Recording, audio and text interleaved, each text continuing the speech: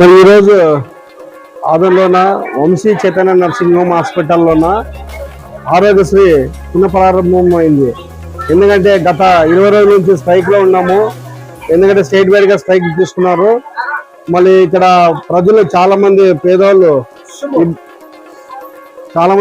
ఇబ్బంది పడుకుంటున్నారు. అటువంటి వాళ్ళకి అవకాశం కల్పించడానికి ఆరోగ్యశ్రీ ఉందని మీడియా ద్వారా తెలియజేస్తున్నాము.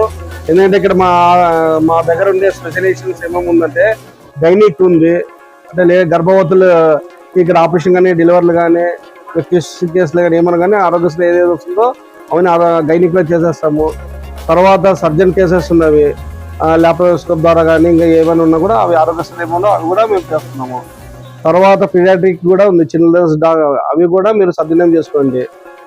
అంటే తర్వాత ఆర్తో ఉన్నవి, అంటే 4-5 బ్రాంచెస్ మేము ఆరోగ్యశ్రీలో పెట్టినాము. మళ్ళీ ప్రజలు ఇవి ఉపయోగించుకోవాలా. ఎందుకంటే గతంలోన మా దగ్గర గైనిక్ అయితే బాగుంటుంది, ఒక 100-150 దాకా సెక్షన్ జరిగినవి, డెలివరీ జరిగినవి. తర్వాత పీడియాట్రిక్ కూడా సుమారు 200 కేసుల పైన మేము ఆరోగ్యశ్రీలో పెట్టి చూపిస్తున్నాము.